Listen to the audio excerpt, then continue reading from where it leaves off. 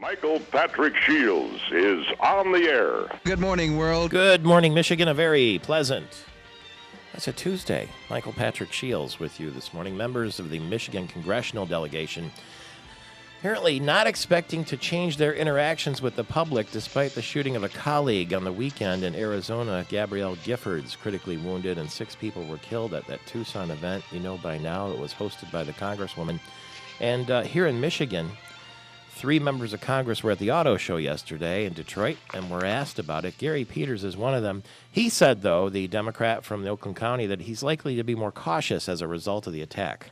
We aren't going to change any of our approach to that and being out in the public, but certainly when you have such a tragic incident that happened this weekend, it does bring your fears to the forefront. I mentioned yesterday that you remember United States Senator Carl Levin was hit in the face with an apple pie during a meeting in Big Rapids in August, and we sort of joked around about that on the air, but, I mean, what if that had been a gun instead of a pie? Sander Levin, the brother of Carl Levin, the congressman from the Detroit area, says the type of rhetoric in the country really has become dangerous. The vitriol in the public dialogue is harmful, and we need to be able to talk to each other without screaming and at times threatening verbally. The newly elected member of Congress from the Detroit area, Hanson Clark, the Democrat, says everybody's going to be more anxious about public gatherings. What I'll probably do is even be more out in the community now than ever before to make a statement. But I will say this, for all the citizens that may be with me, and if I'm in a public setting, I urge you to be aware of your surroundings. We will talk with Congressman Mike Rogers, the chair of the Intelligence Committee, the Republican from Brighton, and Congressman Tim Walberg, the Republican from Jackson, coming up later. Well, it's one of the busiest days in Detroit. The auto show had lots of promising news yesterday. Ford announced thousands of new jobs, many of them for Michigan. Chrysler set some ambitious goals, and a General Motors executive said the company is exploring rewarding workers with incentive based on quality. Now, the turmoil of the past few years seemed like a distant memory on the show floor. There were smiling faces, as we're told, big displays, new cars and trucks, hybrids, electric and fuel cell technology. You ready for this? 5,000 journalists from around the world were at Cobo Hall yesterday in Detroit, kicking the tires, if you will. 5,000 of them in our town, in our state, checking us out. The show opens Saturday in Detroit. 800,000 people are expected to attend. That's more than last year. There was a lot of grumbling, though, by the automotive media and others because they have jam-packed the press days into 2 days, Monday and Tuesday instead of Monday, Tuesday, Thursday. So the first press conference yesterday was at 6 a.m., Porsche. So all the journalists had to be down there by 6 a.m. Welcome to my world, I say. And then they gave them a breakfast at 6:30. And the last press conference was at 8 o'clock by Panasonic. They had 22 news conferences in a row. And Wes Raynall will join us later, the editor of Auto Week. He told me yesterday that he was going to need a foot massage at the end of the day running around the Cobo area to all of these press avails. Meanwhile, another guy running around there, a half-naked man dressed in a loincloth and a feather headdress, was walking around the auto show. His only identification was a tattoo that said Kia. So that was his way of getting attention, walking around barely dressed. The automakers, as you know, have been promoting green technology, and the Chevy Volt is the leader in that. That was named the North American International Auto Show Car of the Year yesterday, the electric car. But not everyone's convinced that we're going to want these electric vehicles. Dennis DeRosiers from an automotive consulting company said yesterday the industry is set up for its biggest failure in history. They're showing a whole pile of products that consumers are not going to buy. They've missed 99% of the market. That's what he said. He's very skeptical of these plug-in electric cars, and I guess that remains to be seen. In politics, Michigan Democratic Party Chair Mark Brewer, who will join us later, might get a late challenge from an unexpected candidate. The lady who ran for Secretary of State, Democrat Jocelyn Benson, may challenge Mark Brewer for the chairmanship of the, or the chairpersonship, I guess, if she were to get it, of the Michigan Democratic Party. Now, he's the longest-serving state chairman in the country, and looked like he had survived a round of post-election scapegoating, according to Dawson Bell from the Free Press. And he was well-positioned to win re-election February 12th, but all of a sudden the insiders are saying that Jocelyn Benson may run. Now, she's a professor at Wayne State University, and it's really surprising because she wanted nonpartisan cooperation when she ran as Secretary of State, and that's the most partisan job of all, party chair in the state of Michigan. Vice President Joe Biden made a surprise visit to Afghanistan Monday to meet with President Hamid Karzai, talk about objectives of handing over security to the Afghans from the United States. And President Obama is going to fly to Arizona Wednesday. He's going to attend a memorial service and visit with the families of the victims of that deadly shooting rampage. Gary Austin, the anchorman, is with us. And isn't it nice to be in the frigid Midwest? Because, Gary, in Atlanta, they have 7 inches of snow. And in New York City, 6 to 12 inches on the way again for the New Yorkers in the Big Apple. Yeah, what a strange contrast. Whoever would have figured, but you never know. They're not used to that kind of thing. They sure aren't. And just imagine, I mean, you see how we handle it around here. When we have a little bit of snow and ice. We do all right. So, well, yeah, but there's still some knuckleheads out there that still, go 60 when they ought to be going 40. You know who you are. Hey, but imagine, we do that here. You can imagine what it's like down there. Speaking of going fast, Auburn won the National Football Championship last night. Yep. 19-yard field goal as time expired. Everybody thought this was going to be a huge, high-scoring game. Auburn wins 22-19. And they finished the season 14-0. Cam Newton, the Heisman Trophy winning quarterback for Auburn, was 20 of 34 for 265 yards. He had an interception and 2 touchdowns. And I thought that both teams tried to be a little cute early on in the game. They tried to put in some fancy offensive wrinkles, and they were ineffective. And it seemed like everybody was breathing too fast, too hard. There were fumbles and interceptions, and it was pretty wild there down in Arizona. And we'll talk to Tim McGuire from the Michigan Association of Counties, who is an Auburn grad who presumably stayed up late to watch that finish yesterday. So it's War Damn Eagle for the Auburn Tigers. And Tim McGuire may have been at that school the last time Auburn won the national. Well, no, Tim's not that old. 1957. That was the last time. They had leather helmets back then, didn't they? Maybe that's what happened to Tim. No, Tim was 5 years old then. His brother Pat Pritchard played for the Auburn football team. He was a defensive back, and he played when Bo Jackson was on the team. Oh. And they played against Michigan was it the Sugar Bowl? I think it was. And Michigan played against Bo Jackson in the Sugar Bowl, and they held Bo Jackson without a touchdown, if you remember that. Auburn kicked 3 field goals by Al Del Greco, and the final score was 9-7. Now, what year was that? That was in the middle 80s, I'd say. But so Bo Jackson Bo Jackson's with the team. Yeah, he played for running back for Auburn. So that was before he joined the Royals, which would have been... Well, yeah, before all that. Before all Everything's baseball to you, isn't it? Hey, Ford is adding jobs. They announced this yesterday at the auto show. 7,000 new workers, and some of them in Michigan. Very good. Isn't that nice news? Hey, it's a unique day today for those who are superstitious. You know why, Answer Man? 1-11-11. You're right again. Yeah. You're right. So 1-11-11. So how often does that happen? We have 5 in a row like that, all the same. How often does that happen? Let's put it this way: not very often. Math is not my thing. See, the last time, let me think about it. Well, it's not mine either. Oh, you had 9, 99. Okay. That would have worked. So think of that. I mean, not often. So, anyway. We have a new Michigan Supreme Court justice. Governor Snyder made the appointment yesterday of Michigan Court of Appeals Judge Brian Zara, and he will fill that vacancy apparently. And Kwame Kilpatrick, his trial might be delayed until the summer of 2012. Yep. Meanwhile, Les Miles met with David Brandon yesterday. He's the LSU football coach who used to play and coach under Bo Schembechler at the University of Michigan. They're talking about the head coaching job in Ann Arbor, and it's beginning to look like Les Miles is coming this way. We talked about the electric car Chevy Volt and the Ford Explorer we announced yesterday on this program have been named the car and truck of the year, beating out the Nissan Leaf and the Hyundai Sonata and the Jeep Grand Cherokee and Dodge Durango. Yep, because some in the mix there too. Formidable company there. Hey, MPS, you get a flu shot, right? No. No. So you don't get it. Well, most do. But you know this? They've got this deal now. Scientists have been working on this. Very close. A universal flu vaccine. You know what that means? That means one shot and you're good forever. By the way, Rachel Chavez, if you're watching on Fox 47 this morning, is taking down the official Irish MPS in the morning Christmas tree. She is. Yep, she's taking it down. You won't see her on radio. You'll have to go to TV to see it on Fox 47.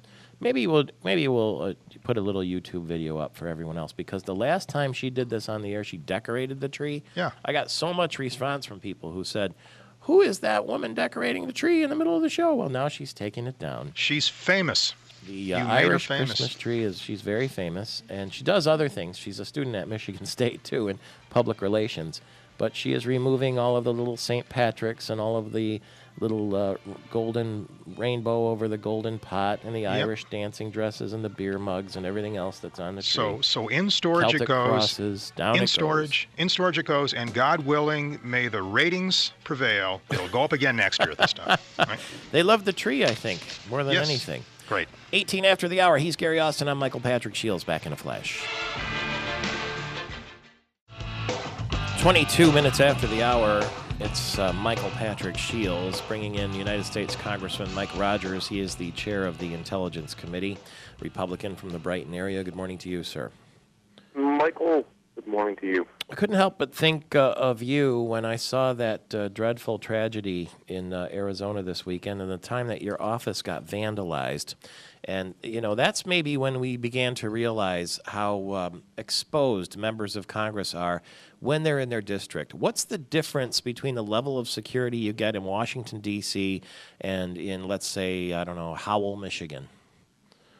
Well, I mean, one of the things, they're called security protocols, and every member can get from zero, which means they have absolutely nothing, to all the way up to the bubble, which is like what you might see the President of the United States having 24/7, Secret Service agents, can't get within so many feet of the President even when he's in a vehicle, all of those things. And so every member gets its security, his or her security through the Capitol Police, depending on the threat level and where they are and all of those things. So it changes, and they don't publish all of the security protocols for good reason for each member. But, every member needs to be conscious of his or her own security needs as they travel throughout their district. Now, let's just say that Congresswoman Giffords had some sort of security with her. That even that wouldn't have been able to have stopped the attack, would it? I mean, it's so out of the blue and random, it seems. It would have been very, very difficult. Somebody would have had to be very lucky that somebody was, the way they have laid it out, it would have been pretty difficult to stop it. They may have been able to, see the gun before the gun was, brought up to a position where he could fire the weapon accurately and that kind of thing. But it's, all at that point, completely speculation. And I have to say, I worked with Gabby Giffords. She's just a wonderful person, and we're praying and hoping for her speedy recovery and her family. One thing I found interesting, Michael, is all the political talk about this. Mm-hmm. And everything that came out of this was not a politically motivated event. This person had a history of mental illness. He expressed violence in the past. He was rejected from his community college because he scared other students. And so I hope that we can kind of get away from that political discussion, which it was not, and talk about, is there a way we can get someone like that, connected to mental health sooner in his clearly what was leading up to a serious violent act. That picture of him that's been in the news and on the television, I mean, it looks like something out of a Halloween story. I mean, it's not only the way he looks, but the look in his eyes in that picture. It's gives me the chills. I don't even like looking at it. But having said that, I mean, what connected this lonesome fella to a member of Congress? I said yesterday, I know a lot of 22-year-olds don't even know who their member of Congress is, let alone where to find them and that sort of thing. Yeah, from all the information they have, I mean, think about what he went through right here. So here's somebody that's already mentally unstable. He's has talked about acts of violence for other things in the past, which scared the students in the class. So the community college, a government-run institution, was rejected him. Then he went to join the United States military and was rejected. And then he took on this thing that he was going to punish somebody for that. and either through Facebook or electronic media, they're still working it out, got connected to this person, not because of her political beliefs, but because she, in his mind, was connected to the government. And so, and apparently he had asked a question that he did not believe got an answer at some other forum. And I think it just, in his mind, he drew a line of connection between all of it, and that was it. And now that's not, and again, you have to remember, this person is mentally unstable, and so he drew that conclusion. It wouldn't have been the right conclusion, but in his mind it was. No point in trying to figure the logic in it, because at that stage of mental illness or derangement, you're not going to make sense of it. Yeah, exactly. No, you're not. And, again, we're going to spend a lot of time in this town, Master Nation, about, Second Amendment rights and political speech. All of that had nothing to do with the real factor that this guy was mentally unstable, and we need to find a way. If you look at the profile, Michael, it was a little bit, concerning to me. His profile was almost the same as the guy who did the Virginia Tech shootings. There was not a lot of difference there, and the only difference is who the victims were. And we need to spend some time trying to figure out if there is that kind of a profile. How do you get that person connected to his mental health system? Sander Levin, the congressman from Detroit, speaking of that, you'll recall that it was back in, I think it was September, that Senator Levin got hit with an apple pie in Big Rapids. And maybe, that it was something to snicker at the time, but it crossed my mind about how vulnerable a senator could be. What if that was a gun and not a pie? Yeah, I mean, you have to worry about it. And, the one thing you can't do is, in this new era, you can't stop meeting with people, and you can't do that. What we're doing is kind of reviewing the security protocol for every member, and not that it would change, and not that you might see anything visibly change, but there are certain precautions that can be done to kind of prevent something like this from happening. It will not be 100%, never will be, but you can at least prevent it or make it more difficult for something to happen. I'm told there. Well, anyway, back to Sander Levin. Here's what he said at the auto show yesterday. He was there with Representative Clark and Representative Peters, and here's what he said about what you just referred to, the rhetoric in the country. This is Sander Levin. The vitriol in the public dialogue is harmful, and we need to be able to talk to each other without screaming and at times threatening verbally. No connect. I mean, everybody can agree with that, right? But you're saying there's no connection between what he's talking about and the shooting. No, I don't think so. I mean, I think that's a separate conversation that probably should be had in America. And clearly, I experienced it from the other end. That it was vandalized, and the chalk bodies and the threats and all that were because of people being upset about Iraq. This had nothing to do with politics, and that's my concern. Again, we're going to get yanked off into, again, that debate probably should happen. It would be great to have more stability, but this event really didn't have anything to do with politics at all. And if we go down that path, we're going to get drawn away from what is a real and significant problem. You think of Columbine, you think of Virginia Tech, you think of this shooting. None of those were politically motivated. They did deal with somebody who was mentally unstable. And that's the question we ought to be asking. How do we fix that problem? And I say fix it, I mean, how do we get people either connected to law enforcement or, more importantly, the mental health system earlier in their cycle leading up to violence? And that, if we spend some time back in Congress doing that, we'll have done something good. If we just say that this is some radio and talk show host did this, I think that is as bad as what they're accusing the people who are, using it, impassioned speech of it. And that's my concern here. All right. Thank you very much. Please travel safely, and I know I'll see you soon. Hey, Michael, we'll look forward to seeing you. You bet. Congressman Mike Rogers, the Republican from Brighton. State Senator Jason Allen has a new gig. He's going to serve as a Senior Deputy Director for Veterans Affairs for the Department of Military and Veterans Affairs. Governor Snyder announced that yesterday, and Senator Allen he's a veteran of the Michigan Army National Guard. and has worked for years to assist veterans. I've always seen the look in his face when he talks about the military, the admiration.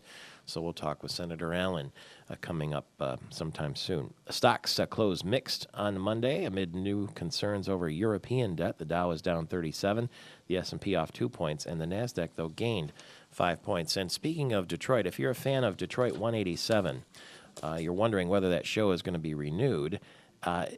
Waiting game, unsure yet. ABC's president says we haven't made our decision. They like the show. It's shot in and around the city. The quality keeps getting better, but we'll see whether or not. By the way, Castle has been renewed, thank goodness. Modern Family has been renewed, and Cougar Town is coming back 32 minutes after the hour, just months after revealing his diagnosis with throat cancer. Michael Douglas says he might just have it licked. And let's hope so. We never let the birthday of a beautiful woman pass without taking note. It's Amanda Peet, one of my favorites.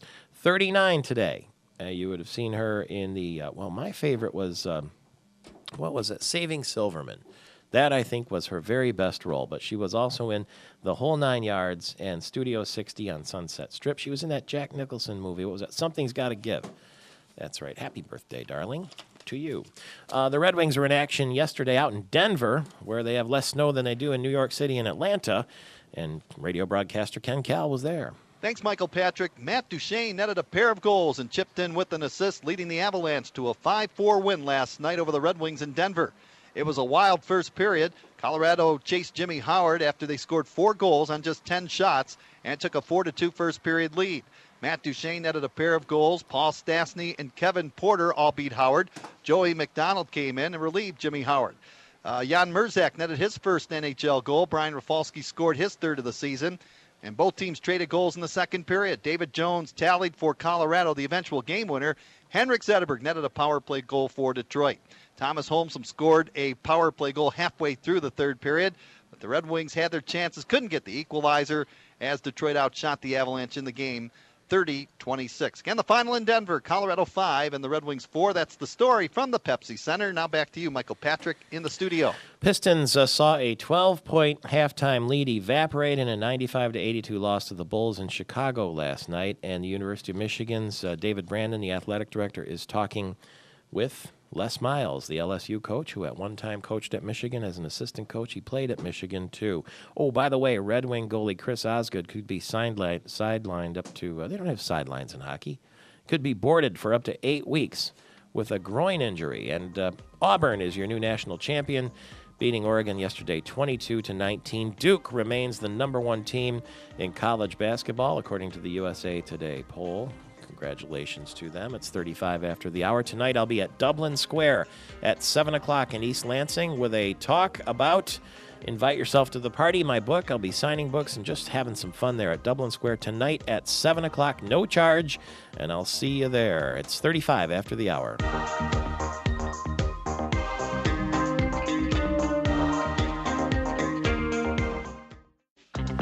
20 minutes before the hour. Coming up later in the program, the Vice President of Toyota, James Collin, will be with us. And we're also going to speak with the editor of Auto Week magazine, Wes Raynall, on the North American International Auto Show. Congressman Tim Walberg will be with us, too, the Republican from Jackson. We'll talk with him about how he feels about security these days. And Michigan Speaker of the House, Jace Bolger, will be with us. James Bell, the executive market analyst for Kelley Blue Book, will be here, too. And, Mike Bishop has a new job. We'll tell you what that is. The former Michigan Senate Majority Leader, Dr. Keith Priddy, is on the other end of our line, the president of Northwood University, where they're celebrating 51 years now, right, of producing leaders. Good morning, Dr. Priddy.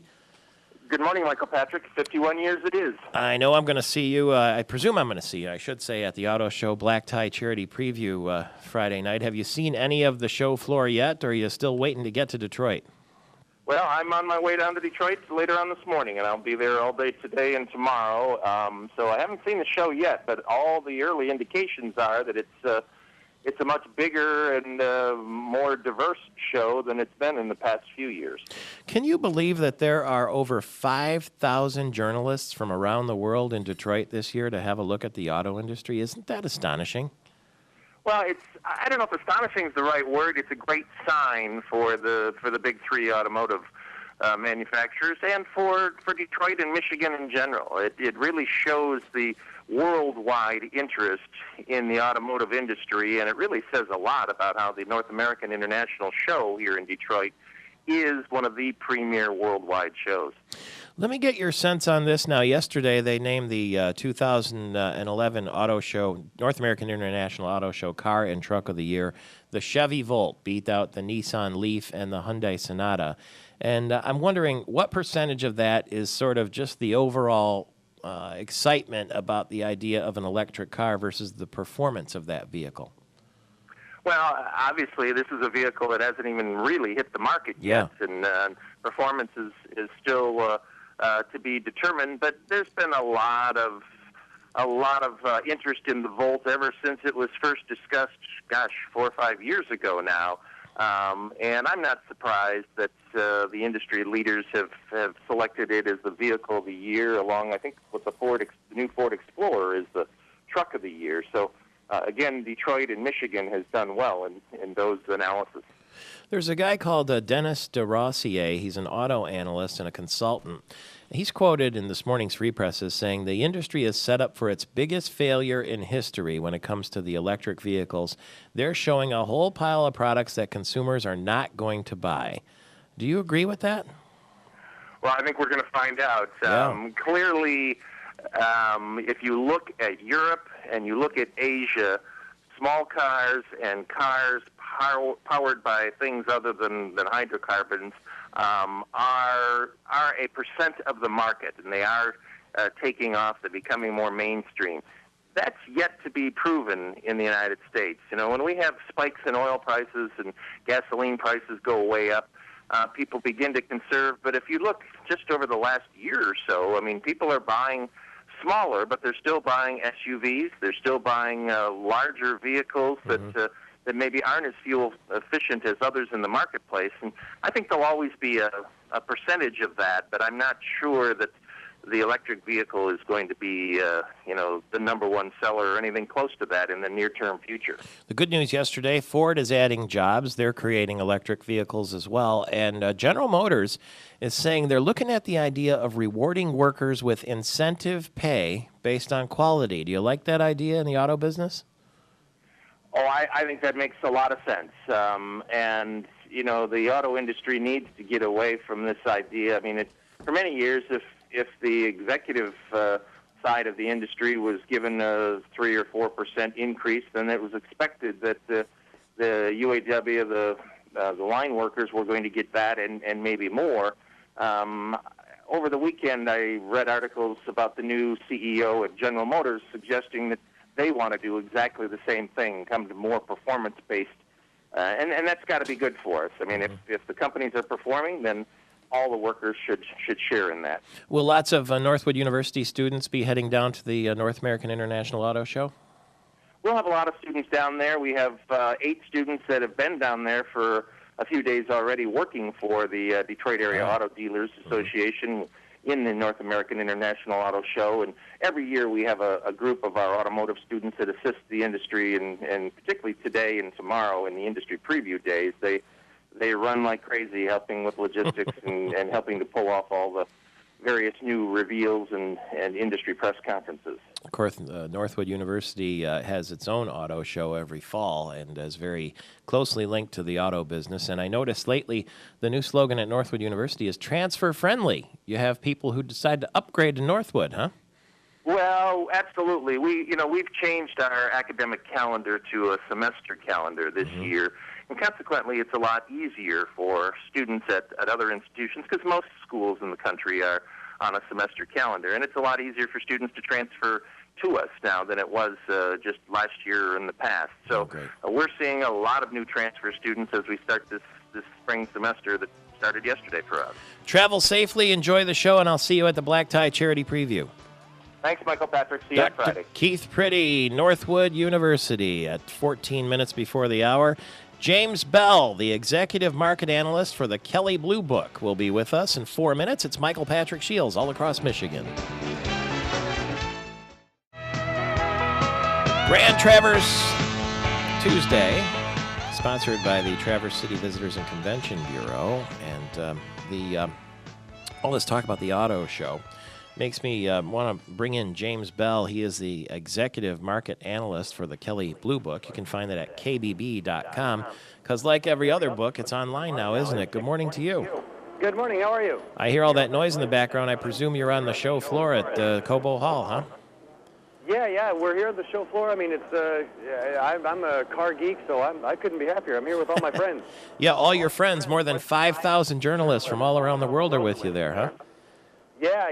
Yesterday was the big day. Of course, today is day 2 of the press days, and it was very busy. They compressed all the press conferences into one day just yesterday, with just a few kind of wrap-ups today, and so we were hustling, running from conference to conference. That's what I heard, that Porsche had you down there at 6 in the morning, and you went till 8 o'clock at night when Panasonic had a press conference. 22 press or media events in a row.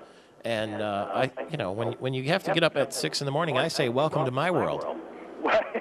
Well, yeah, the lucky thing for me is I don't have to do it often, but like I said, I get to be with all my friends here at the show, so it's okay. That's terrific. The Kelley Blue Book seems to be sort of, if you'll pardon the pun, the gold standard of finding out what a car is worth. For instance, right now I'm test driving a 2010 Saturn Vue XE, and it's from Hyundai of Lansing, Cheryl Freeborough's company. So someone can buy it if they want to. It's got 8,500 miles on it, and it feels like brand new.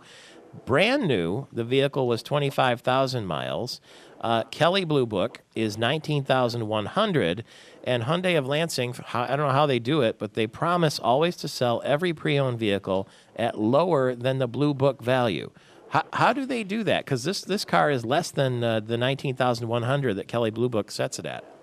Well, we set up the values that are on Kelley Blue Book are really guideposts. I mean, so much is dependent on the actual quality of the vehicle, the mileage, the fit and finish, just how the vehicle's been maintained, its service history. So it's really set as a guidepost. But if a dealer wants to be aggressive, well, then they know that they can use the Kelley Blue Book price as that starting point, and then go either up or down from there. So. Yeah, what we endeavor to do is just to give people a comfort that they know that they're not really being taken advantage of, that they know, they've got a friend in the business, if you will. So, if the dealer wants to be aggressive, well, that's all their room to do. Do you think that the dealers love the Blue Book or hate the Blue Book? In other words, now it seems like more than ever, people who buy vehicles have more information about that car than they ever have when they're talking to the dealer.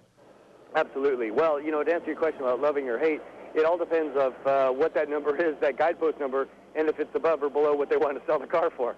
So, that's the whole point. The automotive buying process used to be you walked into your local dealer, you tossed them the keys to your old car and said, what are you going to give me for this, and what are you going to sell me the new car for? And anybody who still does business that way or buying their car that way is really missing the boat. Customers today are spending tons of time online, knowing in many cases more information about the market and the vehicles that are for sale at that particular dealership than the salespeople that are working there. And that's the way to do it right. So we at Kelley are providing all the pricing information.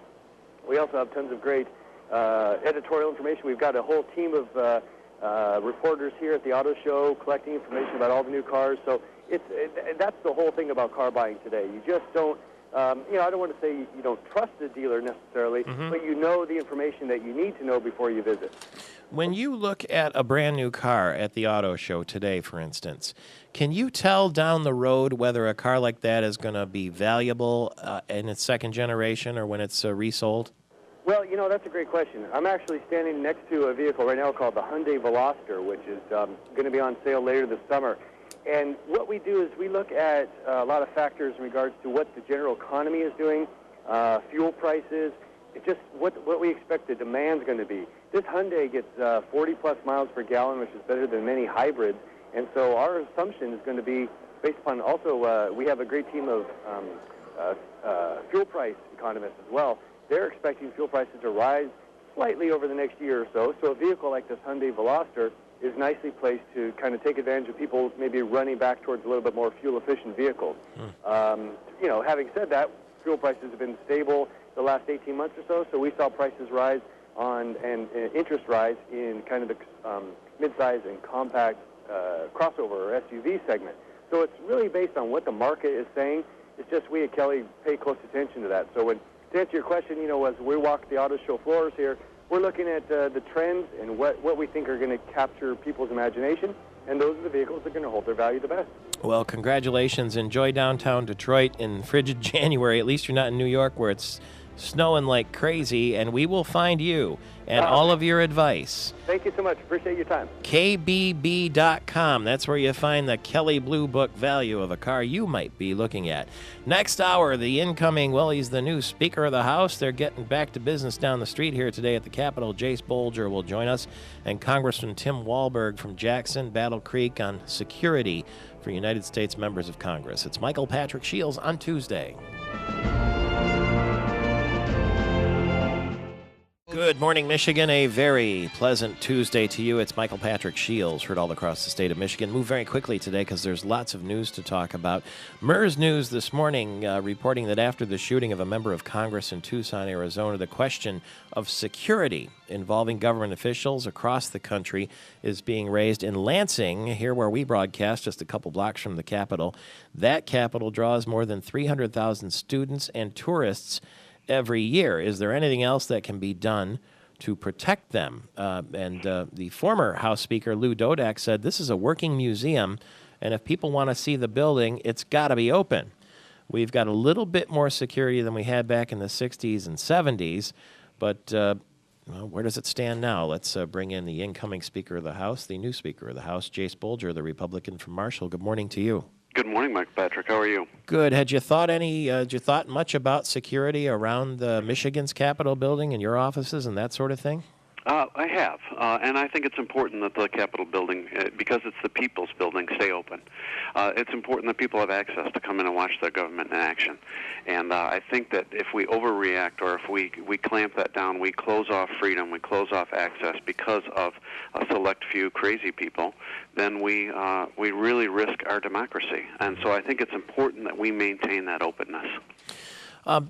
To politics, if you will, Governor Snyder has said on this program, in fact, that he wants to work in dog years, meaning, that we move very, very, very, very quickly. Do you feel that sense, too, in the House of Representatives, that you want to keep his pace, or is the House of Representatives maybe more responsible for tempering the political enthusiasm with sound judgment? I'll tell you, we are very anxious to get going. We want to make the right decision, not the quickest decision. However, we feel that sense of urgency. We feel that sense of responsibility to deliver results and to deliver results quickly.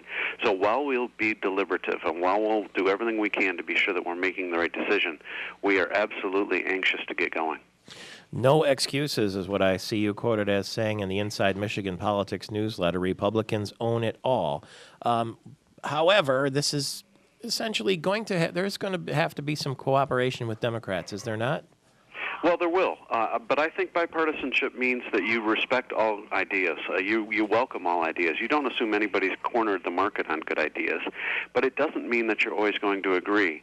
So where we have very difficult decisions to make, I anticipate that means that there will be difficult disagreements. But let's have that debate. Let's be open about that debate, and then let's move forward where we do agree. Let's use that process to make legislation better, but ultimately be sure that politics doesn't bog things down or stand in the way. The challenges facing Michigan are too important to let any politics or any personality stop us from delivering results for our citizens. How important and how often will those so-called quadrant meetings be? And for those people who don't know what a quadrant meeting is, can you explain what they are and what you hope to accomplish in them? Sure. What's referred to as the quadrant? The Speaker in the House, the Minority Leader in the House, the Senate Majority Leader, and the Minority Leader in the Senate. And that's four people, thus the quadrant. And I expect those meetings will be regular and open lines of communication. Make sure that everybody knows where we stand, where we're headed. Again, we expect robust debate. We expect there will be disagreements. But if you have an open relationship of communication, then you can get through those debates. They won't be personal. They'll be policy and they'll be issue-oriented. And that's what I want to see. I want to see that even where it's passionate debate, that debate focus on the issues, that debate focus on policy, and still have the working relationship where the last debate doesn't carry over to the next one. And you have the ability then to be willing to agree where you agree instead of having a dislike or a distrust of what the other side says. Well, I look forward to seeing you next week around the State of the State address, and we appreciate your time and good hunting this week. Well, thank you. We'll talk to you soon. That's Jase Bolger, Michigan's Speaker of the House from Marshall, Michigan, at 11 minutes after the hour. Gary Austin tonight. It's not nearly the State of the State speech, but I will be speaking at Dublin Square in East Lansing before the basketball game. The Spartans are playing tonight at 7. That's when I'll be speaking, in fact. Very good. 7. We'll call it the State of the Game speech. State of the Show speech. No, it's about my book, Invite Yourself to the Party, and the Mid-Michigan Irish American Club has been nice enough to invite me to talk to, 50 or 60 or however many people show up. Okay, we'll call it the State of the Book speech. It's totally no charge, 7 o'clock in the event room there at Dublin Square. I'll be there early. With all the people who are going to the state game. And you can come. We'll have copies of the book if you want to buy or get it signed or just want to come out and say hello and have a drink at Dublin Square. We'll be there tonight at 7 o'clock. That's right on Abbott Street in the middle of East Lansing before the Michigan State-Wisconsin game. Now, if that isn't enough... Oh, and by the way, you can go to inviteyourselftotheparty.com if you want to check the schedule. And the books are available at Dusty Cellar in Okemos, at Eastwood Schuler's. I'm told they're selling very quickly there. And we have them here in our Gillespie Group storefront studio at the Great Lakes Chocolate and Coffee Company right next door. So if you come before 9, you can buy a book, and I'll even sign it for you before you go. And I've got right mine. Here on the Capitol. I've got mine. It's been signed, and I'm about halfway through it, and it's terrific. Thank you. That's very nice of you to say. Now, that's one thing we're going to give you, and WJIM and listeners statewide really can log on to win Sarah McLachlan tickets. She's performing at the Wharton Center March 14th, and there will be the opportunity to go to MichiganTalkNetwork.com, and you'll connect there and register. It's no charge, and we're going to have 5 pairs of Sarah McLachlan tickets to give away. It's at the Wharton Center here in the East Lansing area, and it's not until March, so you can plan ahead now. Winners will be announced on January 14th, 18th, 21st, 25th, and 28th, so you got to move quickly. The winners will be announced in the coming week, so it's MichiganTalkNetwork.com to connect if you want to win Sarah McLachlan tickets for March 14th at the Wharton Center. What else is going on in the world, Mr. Austin? Well, it's all the buzz, the auto industry, and all of the big conglomeration of folks in downtown Detroit, and slowly but surely, boy, the auto industry is making a comeback. Agreed, Ford, the best, most recent example. Over the next few years, the company plans on hiring 7,000 new employees. About 750 of those folks will be salaried engineering positions. You know what that means. Those on the job in that department will be paying extra close attention to the brand new line of electric vehicles that Ford, GM, and everybody else hopes catches on. All right, the North American International Auto Show is going on starting this weekend. Well, I tell you what, right now we're in the midst of media industry and charity preview days. The show's going to open for the rest of us on Saturday. In case you missed it, the Chevy Volt wins the 2011 Car of the Year. The Truck of the Year honors goes to the Ford Explorer. In other news, one-time Detroit Mayor Kwame Kilpatrick was in court yesterday hearing of those corruption charges he's being accused of. Kilpatrick, his dad, and 3 others there facing a number of charges and said they were not guilty of each. Kwame Kilpatrick is in jail now, as you know, on charges of violating the terms of his probation. When State Supreme Court Justice Maura Corrigan told us she was leaving, that gave Governor Snyder his first opportunity to make an appointment, and he has. To take her place, he has picked Brian Zara. He's been an appeals court judge for a while. No telling what to make of this meeting, but it's going to happen today, and it could help decide who the next U of M football coach will be.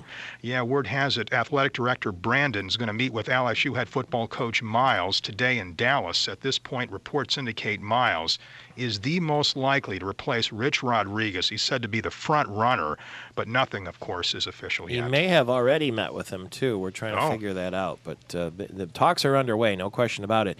And the gossip yesterday during the national championship game, which was won by Auburn, is that if Les Miles is offered the job, he'll take it. So we'll see about that. I want to bring in a newsmaker this morning very quickly. Mark Brewer, the chairman of the Michigan Democratic Party. Good morning to you, sir. Morning, Michael Patrick. There's some scuttlebutt this morning that Jocelyn Benson may run against you to be the chair of the Michigan Democratic Party with a real quick campaign. Have you heard that, and what do you think? I've not heard that, but again, people are welcome to run in the race. I'm going to run on my record and we'll let the delegates at the convention decide. Most people say you were all set to cruise to a victory at this stage. Did you have any viable opponents other than her? I've not been aware of any, but again, it's an open process, and people are welcome to run Michael Patrick. Some people are surprised, too, that Jocelyn Benson, when she ran for Secretary of State, talked an awful lot about how she wanted to have that be a bipartisan office, non-political, and now she's running for the most political spot of all, if indeed she throws her helmet in the ring. Well, again, you'll have to talk to her about that, whether she's even running or not. That's all news to me. But, again, that's a question you should put to her. Why should you be reelected? I think if you look at my long-term record, we've carried the state 4 times in a row for the candidate for president. We've won Senate races consistently, gubernatorial races. So I think if you look at my overall record of what I've done as chair, I think I deserve reelection. Okay, we'll stay tuned and get back with you if indeed she decides to run, and we appreciate your accessibility this morning. Thank you, Michael Patrick. All the best to Mark Brewer. In the United States, he's the longest-serving chair of a political party, Mark Brewer, and is cruising to retain that position unless Jocelyn Benson throws a monkey in the wrench there. We'll see. We're reaching out to her, too, this morning as well at 18 after the hour. It's Michael Patrick Shields. We come back. There's a major political merger underway, and we'll tell you what that is. Is it dogs and cats living together, Republicans and Democrats? We'll see. 18 after the hour. Well, this is going to be fun, what is about to happen on this program. And sometimes these things happen by accident, and sometimes they happen on purpose. This time it happens to be an accident. John Truscott from the Truscott Group is here. Good morning to you. Good morning, Michael. And Kelly Rossman McKinney from the Rossman Group. Good morning to you. Well, good morning. Now, and you used our previous name. I know, because this is, even though it was in Cranes yesterday, we're only breaking the news here for the first time this morning. You're the first radio interview. Oh, thank you very much. I like scoops. There is political news. Now, you talk about the titans of politics in Michigan. You're not talking about Rick Snyder, right? You're not talking about Brian Kelly, not even Jay Spolger.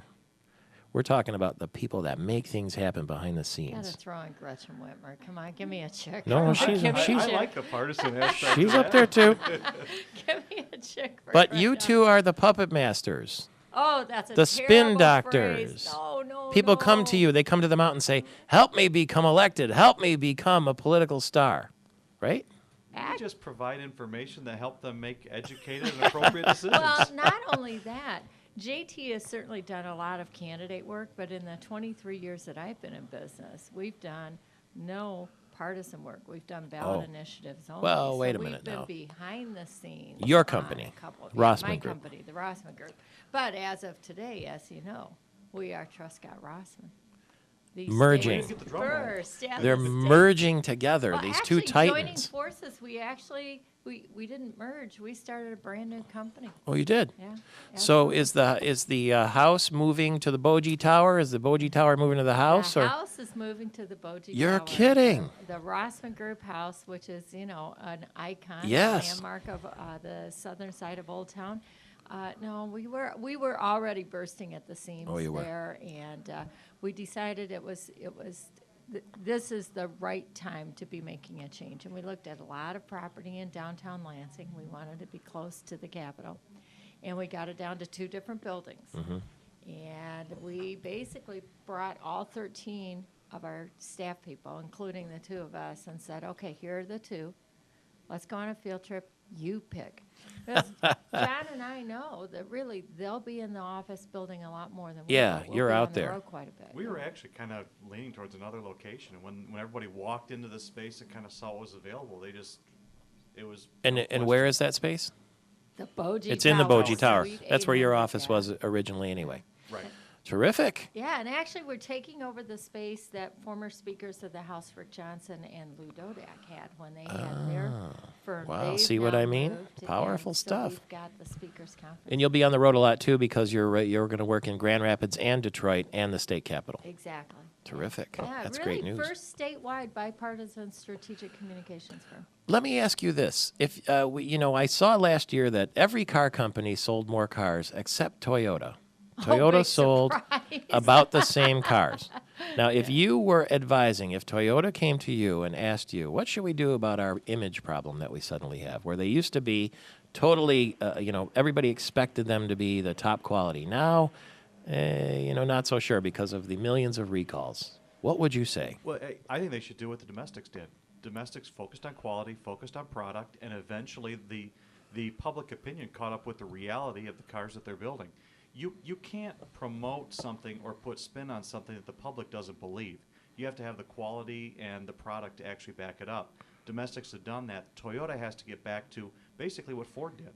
And they really focused on quality. They've got some of the best products out there. Chevy has the Volt. I mean, there's a lot of good stuff coming out. When you have the product, public opinion will come along with that. And Toyota has to go back to what they were doing 10 years ago, 10, 15 years ago, as far as quality, and public opinion will turn around. What do you think, Kelly? I agree with JT. Isn't that unusual? Quality, you can't, but there's no marketing campaign to bring people back and say, don't worry, we got it fixed?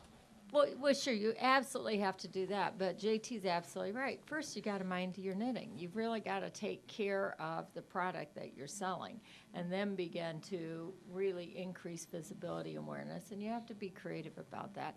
But John and I probably would not take on that account because we would be much more likely to want to work for a Ford or a GM. Okay.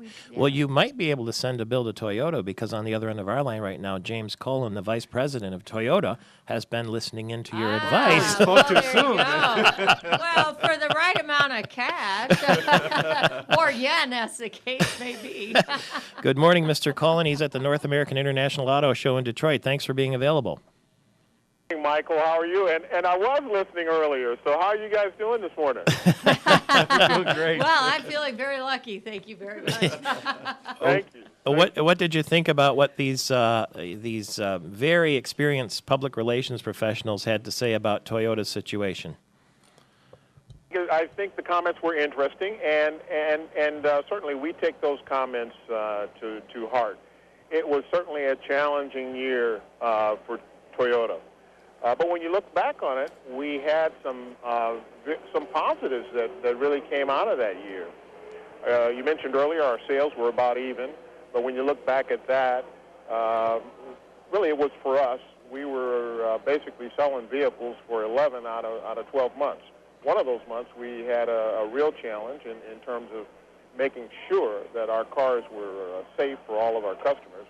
And for that month, we truly focused on that. So we ended the year as still the number one retailer of cars and trucks here in the U.S. We had the number one selling model, which is the Camry.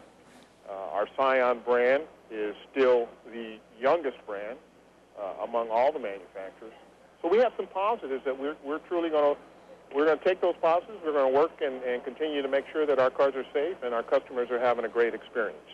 The other big news that I hear is that Toyota is going to spend about $50 million in Ann Arbor, Michigan. We appreciate that. That's a way of sort of making a statement about safety research. What will that project be all about? During the recall period, we made the commitment that our company was going to take a leadership role in safety for automobiles. So our project over in Ann Arbor is going to allow us to do that. We're going to partner with some of the leading universities here in the United States and continue to work to develop safety options for automobiles that can be used on certainly on our products and maybe other products as well. All right. Thank you very much for the chat this morning. Enjoy the. How are you enjoying Detroit? I am enjoying Detroit very much. I've been here since Saturday. And if you haven't had the opportunity to get down here to the auto show, you should. All of the manufacturers have great displays. If consumers come down, they're going to get a chance to see a lot of new products. And, we've got a new family of Prius vehicles that we're launching, but all the manufacturers have new products, and I think it's going to be an exciting time for consumers to shop and compare automobiles. All right, thank you very much, James Colin, the Vice President of Toyota. Just to show you the power of your show and the reach of your show. What happened? John Van Fossen from Clark Hill just sent me a text that he'd be glad to represent Toyota. I'm trying to pass that along to James. Well, it's funny you should say that because Mike Bishop's going to be with us a little later. Apparently, he's joined Clark Hill as well, too. Yeah, Great I addition for tracked them. him down at the auto show on Friday night. And you know what? One of the things he did was that he was constantly available to talk to the media. He was constantly available to take questions. He spent hours in radio interviews answering customers' questions, et cetera. They were very, very forthright about acknowledging their problems, and that really is step one in crisis communications, is acknowledge and then apologize, and then take steps to fix it, and that is exactly what Toyota did. So the name of your new company, this merging of titans, Truscott Rossman. Truscott Rossman. Now, T comes after R, so how did you negotiate whose name went You want first? to tell him? I do. It's flip a very coin? strategic. We couldn't agree. We went back and forth, and she said, well, I'm a woman and ladies first.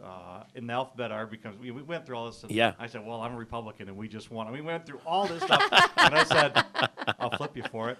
So we flipped a coin. You flipped a coin. We really, literally flipped a coin. And then she said, 2 out of 3. I did, actually. I said, I've no, wait learned a from doing minute. gubernatorial debate negotiations. Get all the rules up front, get them solid, make sure everybody agrees. Well, now, if there's a Democrat governor, then maybe you'll switch the names next time. Oh, you know what? You We could negotiate be that. Sort of bipolitical in that regard and just flip. We talked about all kinds of different things, having business cards with his business cards with a red background and mine with a blue background. I mean, we thought of all kinds of things. Many of them just require more expense. And frankly, we're in business, and we're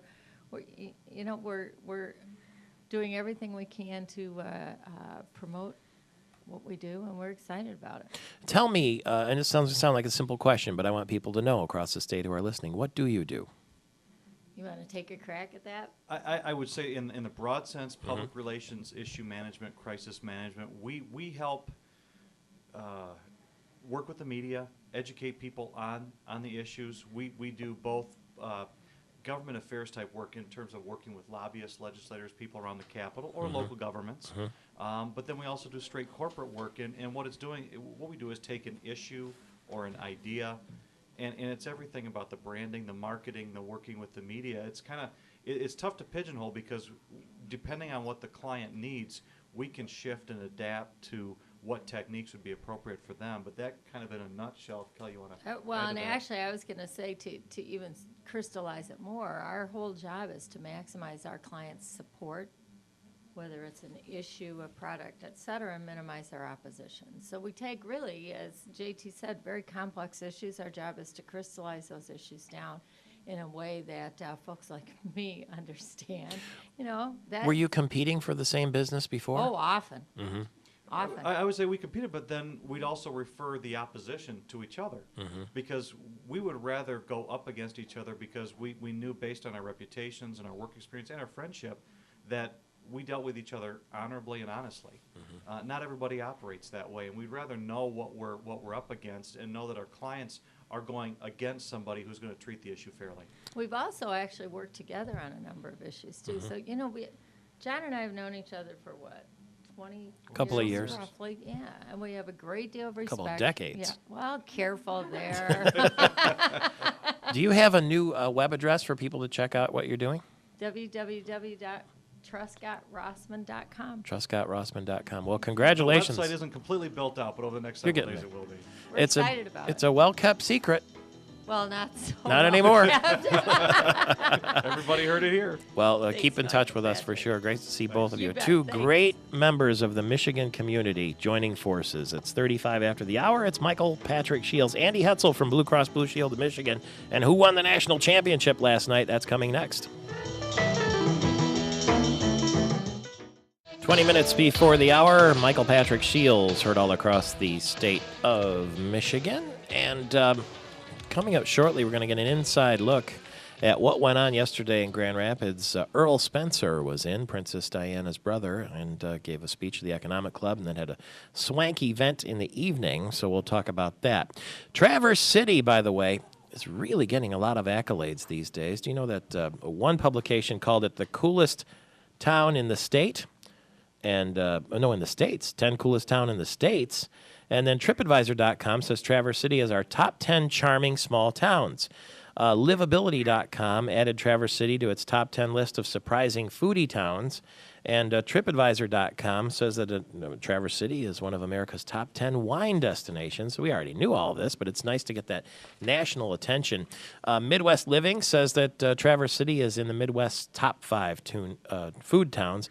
Foodies are big these days. They love to travel and experience restaurants and all that sort of thing. And USA Today said Traverse City is one of the top 10 places to enjoy local wine. Bon Appetit, National Geographic says it's an adventure town. Money Magazine said it's one of the 25 best places to retire.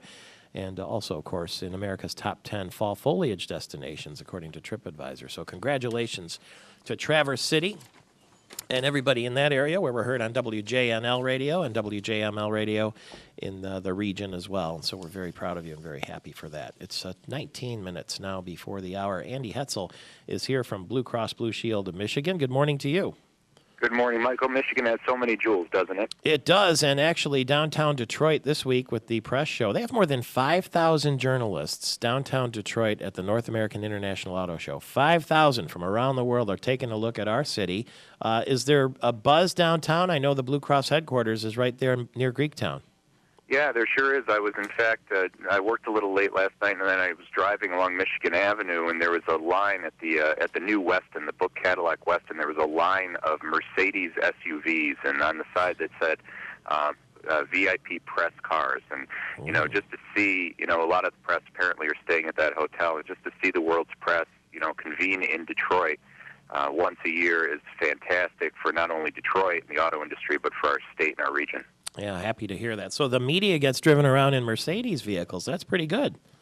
I guess so. They take good care of them when they're here. Well, I'm happy to hear that, because they are going to be ambassadors going back out to all over the world and talk about what our city is like. And let's face it, downtown Detroit in January might not be the kind of destination you dream of, but I bet you there were some surprises for a lot of these people with the way that Detroit has come on strong.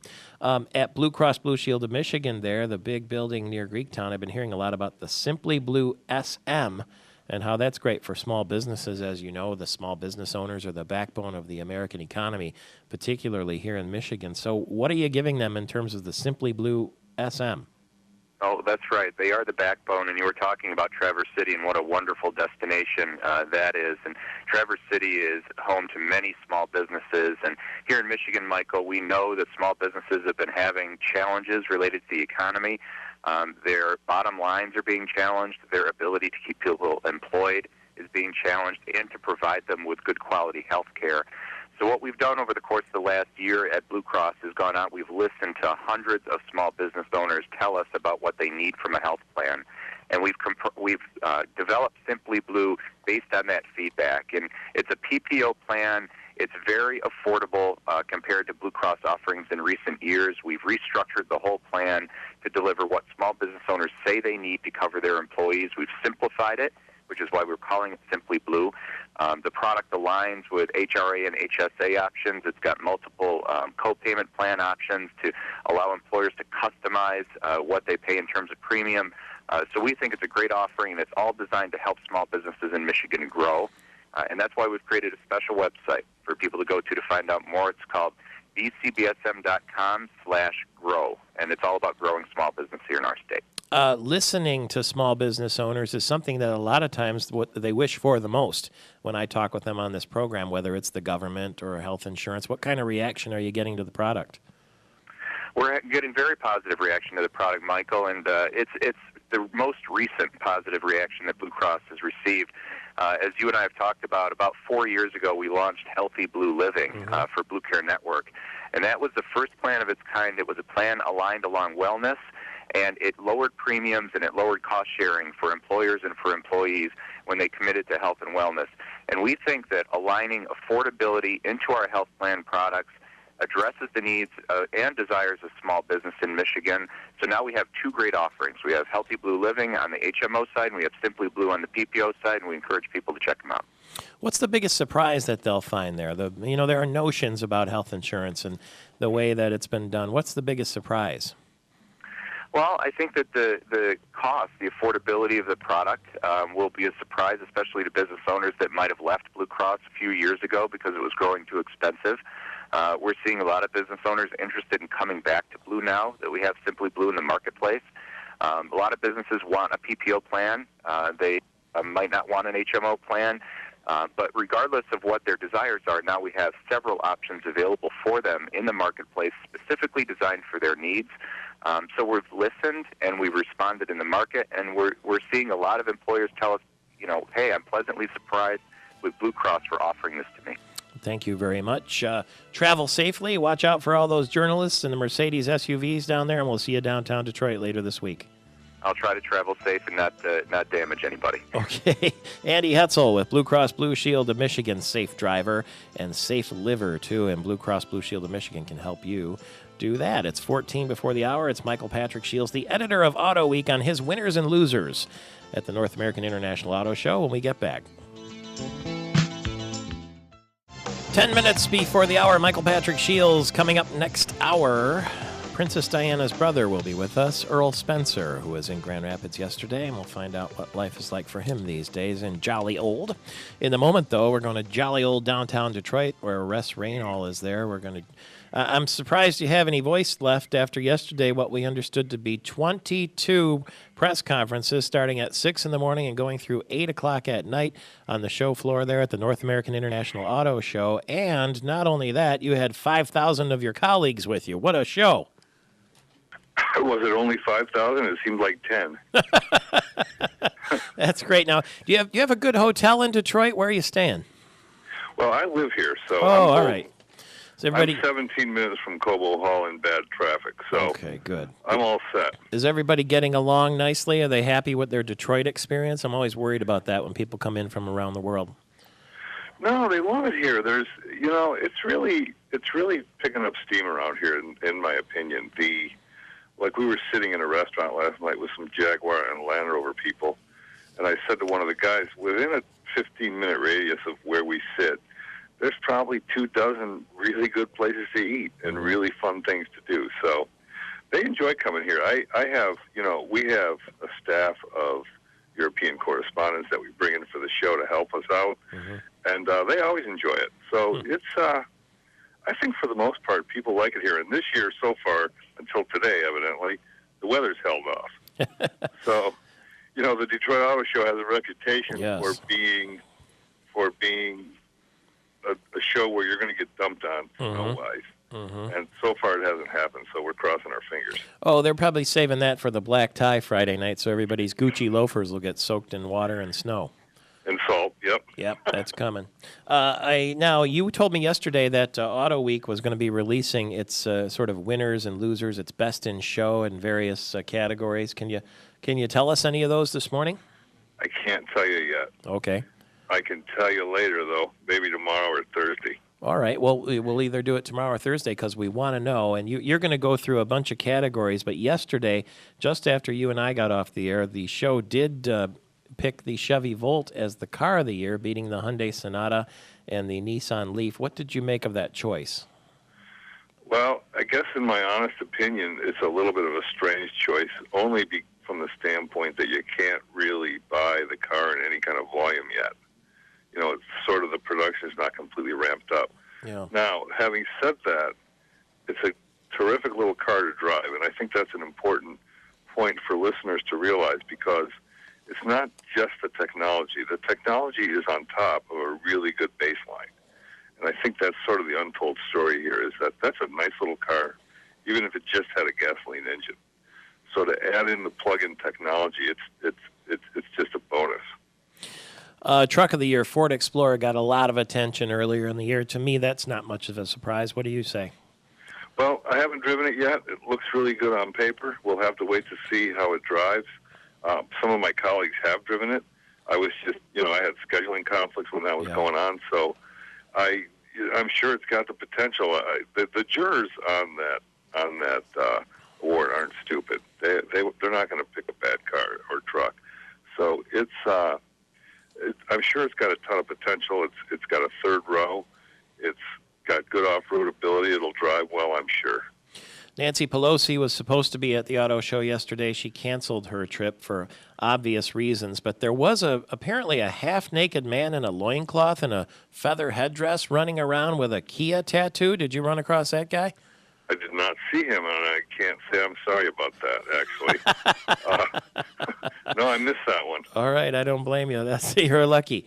We will keep in close touch during Auto Show Week, and we sure appreciate it. We're looking forward to the Auto Week Best in Show, and you'll reveal them when you can later this week. All the best to you. Well, I'll put it to you this way. I'll reveal them when we stop arguing about it. And if you have 30 seconds, I'd like to explain that. Yeah, that must be fun. There's nothing at the show that's leaps and bounds ahead of everything else like there has been in the past. However, the overall across-the-board level of cool stuff is way up. So we're having a tough time. Those must be some fun negotiating meetings. And, have you come to blows yet? No, it's never really come to that, but there has been shouting matches. So far, it hasn't even come to that. We're all getting along. We're probably just too tired to fight, quite honestly. Well, enjoy yourself, and we'll talk again later this week. Thanks a million, and we'll read you, of course. Wes Raynal is the editor of Auto Week at the North American International Auto Show. We have a new college football champion, and it is Auburn, War Damn Eagle. We're on the lookout for Tim McGuire or Pat Pritchard this morning because they're celebrating, I'm sure, being Auburn grads, the fact that yesterday old Cam Newton, he had an interception but threw a couple touchdowns too, and they beat Oregon. So Auburn is the national champion. The Red Wings dropped the first game on the road in 7 tries at Denver. Pistons were unsuccessful in Chicago too. And Michigan's David Brandon, the athletic director, is talking to Les Miles. Is Les Miles the next Michigan coach? Princess Diana's brother, Lord Spencer, will be with us as soon as we get back. And Duke royalty in college basketball. They are number 1. Michigan State plays at home tonight against the Spartans. Television viewers, we'll see you tomorrow. Radio listeners, stay right where you are. We're not going anywhere. Come and